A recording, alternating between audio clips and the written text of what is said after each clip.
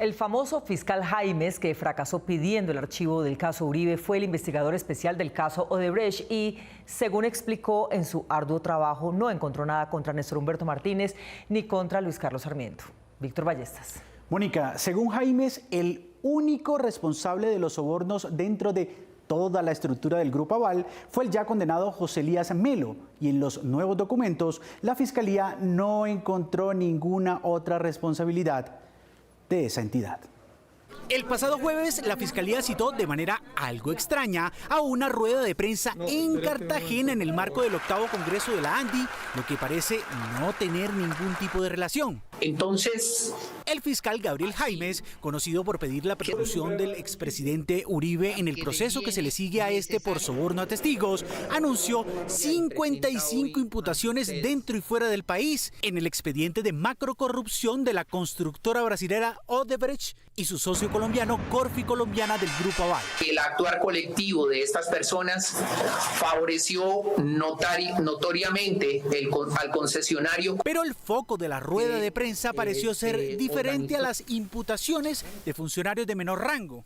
Específicamente los datos en aportes de campañas demostrados. Jaimes, alertado por Barbosa mediante gestos con los que parecía decirle que soltara la noticia, añadió que la Fiscalía probó que ingresaron dineros directamente de Odebrecht a las campañas presidenciales de 2010, cuando los candidatos fueron Santos y Mocus, y de 2014 con Santos y Óscar Iván Zuluaga enfrentados. Las campañas presidenciales del doctor Juan Manuel Santos en 3.540 millones de pesos y aportes a la campaña presidencial del doctor Óscar Iván Zuluaga de 3.045 millones de pesos. Después de soltar la bomba noticiosa con cifras exactas del dinero de Odebrecht en las campañas, Jaimes terminó reconociendo que él no es competente para procesar a un expresidente de la República. Es un aforado especial cuya competencia de investigación y juzgamiento está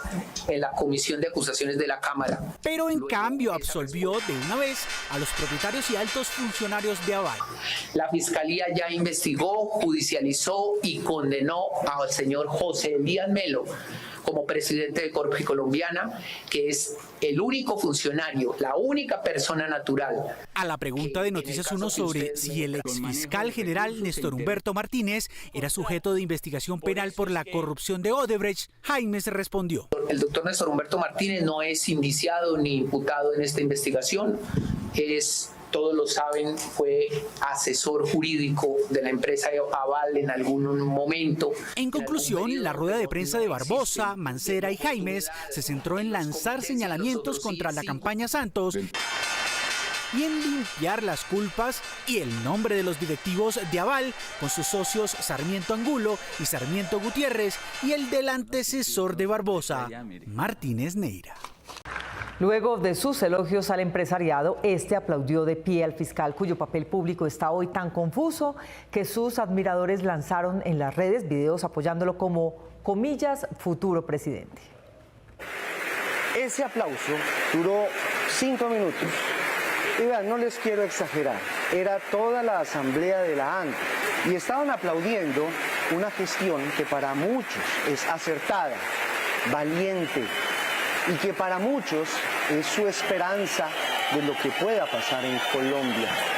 Con todo el protocolo, un presentador de televisión que se encontraba en la asamblea de la ANDI el jueves pasado en Cartagena describió entusiasmado el aplauso que los industriales del país le brindaron al fiscal general saliente Francisco Barbosa, tal como lo harían con un político en campaña. El presentador se lamentó a continuación de lo que calificó como, comillas, campañas de desprestigio contra Barbosa. Yo se los confieso, yo nunca había visto campañas de desprestigio contra un fiscal, campañas de desprestigio contra una fiscalía que viene aplicando la justicia a la derecha, a la izquierda, al rojo, verde, amarillo, a todo el mundo. El discurso de Barbosa, hecho para agradar a los empresarios industriales, a los cuales elogió varias veces como defensores de la democracia y generadores de riqueza, y los aplausos lógicos que despertaron sus palabras empezaron rápidamente a replicarse en las redes en olas de publicidad, de las cuales unas parecían coordinadas por personajes de la derecha colombiana y otras por espontáneos que se reconocen por sus mensajes de odio. Muchísimas gracias. El primero en aparecer para celebrar la identidad de la ANDI, con el que hoy parece ser más un actor político que un operador de la justicia, fue el exconsejero presidencial para las comunicaciones del expresidente Duque, Hassan Nazar. Después continuaron replicando unos y otros hasta llegar a los que lo identificaron como, comillas, futuro presidente. Hoy el fiscal Francisco Barbosa fue ovacionado. ¡Ay, cositas brutas! Aunque los trinos y videos en TikTok en que lo destapan como aspirante presidencial no sean formales, sí revelan el ambiente político que ha creado el actual fiscal general con su conducta y tono agresivos en contra del presidente de la República, los cuales no tienen antecedentes en la historia de Colombia. Mientras el presidente Petro fue criticado el viernes pasado por no asistir a la asamblea de la Asociación Nacional de Industriales ANDI en Cartagena, la estrella de ese evento fue Francisco Barbosa, fiscal general. Víctor Ballestas.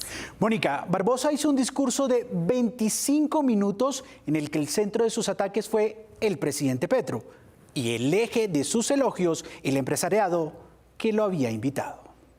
El presidente Petro fue criticado por no asistir a la asamblea de la ANDI. Escondidos. Pero, simultáneamente, la misma asamblea tenía como estrella invitada al fiscal Barbosa, que hizo un discurso violento contra el gobierno y contra el presidente Petro.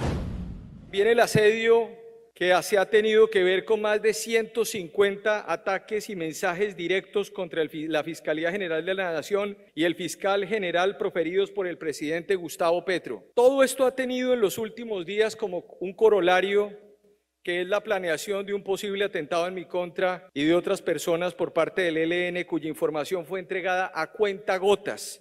La explicación que se me dio por parte del jefe de Estado fue que desconocía esa información.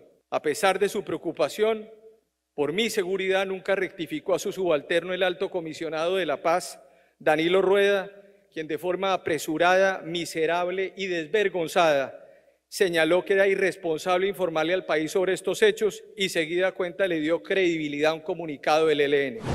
Yo diría que existe una desconfianza institucional y social sin precedentes hoy en el país. Lo hemos visto, como lo decía, en los últimos meses, con diferentes hechos. Una exministra imputada por firmar contratos de forma desaforada para saquear recursos públicos. Confesiones nauseabundas de políticos de diversos sectores para robarse recursos en el marco del aprovechamiento de campañas electorales o para violar topes en las campañas políticas.